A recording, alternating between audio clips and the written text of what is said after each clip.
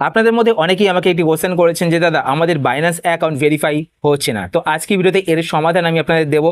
কোন কোন ভুলের কারণে বাইন্যান্সের অ্যাকাউন্ট ভেরিফাই হয় না বা ভেরিফাই ফেল হয়ে যায়, সেই সমস্ত বিষয়গুলো আমি আজকে ভিডিওতে আপনার সাথে শেয়ার করব। এবং যদি আপনাদের বাইন্যান্সের অ্যাকাউন্ট ভেরিফাই না হয় বা আপনাদের যদি বাইন্যান্সের অ্যাকাউন্ট ভেরিফাই ফেল হয়ে যায় বা আপনারা যদি দ্বিতীয়বার অ্যাপ্লাই করেন তারপর যদি বারবার ফেল হয়ে যায়, তো সেই ক্ষেত্রে আপনারা কী করবেন সেই সমস্ত কিছু কিন্তু এই ভিডিওতে আমি আপনার সাথে শেয়ার করবো। তো আপনার ভিডিও শেষ অবধি দেখুন। আর বাইন্যান্সে কীভাবে আপনার অ্যাকাউন্ট ক্রিয়েট করবেন সেটা নিয়ে ভিডিও আমি আগেই বানিয়ে রেখেছি, আপনার ভিডিওর এন্ড স্ক্রিনে সেই ভিডিও দেখতে পাবেন, তো সেখান থেকে আপনার সেই ভিডিও দেখে নিতে পারেন।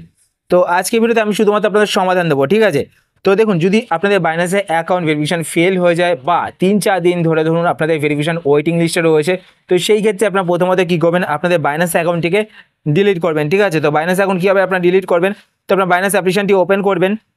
ওপেন করার পর আপনাদের ইমেল আইডি এবং পাসওয়ার্ড দিয়ে আপনার বাইন্যান্স অ্যাকাউন্টটিকে লগ ইন করে নেবেন। যদি আপনার ফোন নাম্বার দিয়ে বাইন্যান্স অ্যাকাউন্ট তৈরি করে থাকেন তো আপনার ফোন নাম্বার এবং পাসওয়ার্ড দিয়ে আপনার বাইন্যান্স অ্যাকাউন্টটিকে লগ ইন করে নেবেন, ঠিক আছে।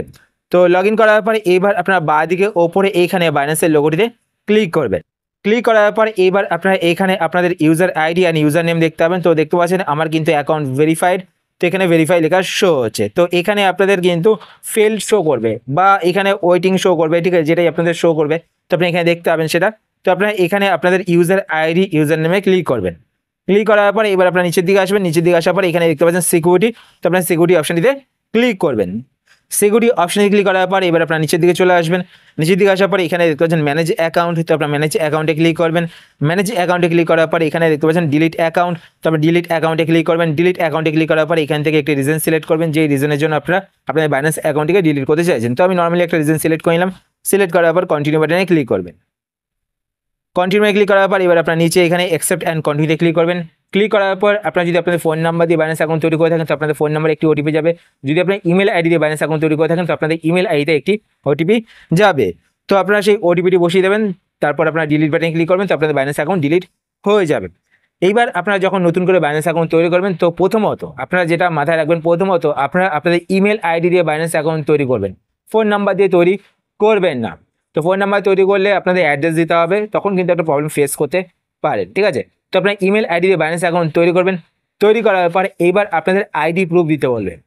এবার আপনারা কোন আইডি প্রুফ দিয়ে করবেন, দেখুন প্রথমত আপনাদের দেশে যেটা থাকবে, ঠিক আছে, যেমন আমাদের দেশে হচ্ছে কি আমি ইন্ডিয়াতে থাকি, তো এখানে আধার কার্ড দিতে হয়, ঠিক আছে। তো আমি আপনাদের সেটা দিয়ে বোঝাচ্ছি।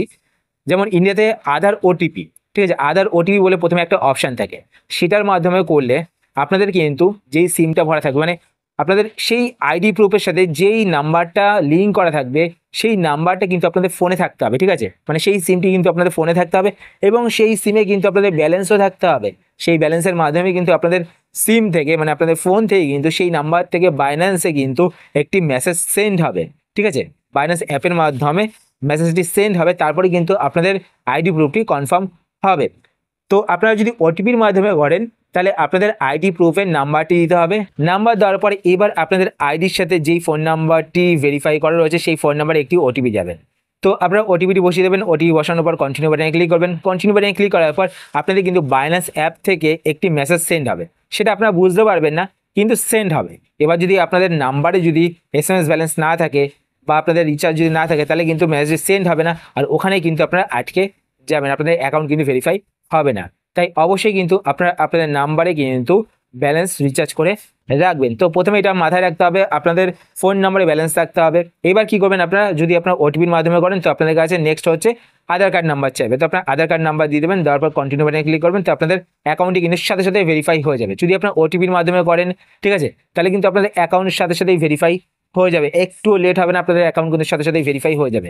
এবার নেক্সট হচ্ছে আইডি প্রুফের ছবি দিয়ে। এরপর নিচে আপনার একটি অপশান দেখতে পাবেন আধার ভেরিফিকেশন প্রসেস, ঠিক আছে, আধার ভেরিফিকেশন বলে একটি অপশান দেখতে পাবেন, তো সেখানে আপনারা ক্লিক করবেন। সেখানে ক্লিক করার পর আপনার ওখানে অনেকগুলো অপশান দেখতে পাবেন। তো আপনার প্রথমে দেখতে পাবেন আপনাদের আইডি প্রুফ দিয়ে ভেরিফাই, মানে আইডি প্রুফের ফটো দিয়ে ভেরিফাই করতে হবে। তারপর দ্বিতীয় অপশানে আপনি দেখতে পাবেন ড্রাইভিং লাইসেন্স, তারপর দেখতে পাবেন পাসপোর্ট, তো এইগুলো দিয়ে আপনারা ভেরিফাই করতে হবে।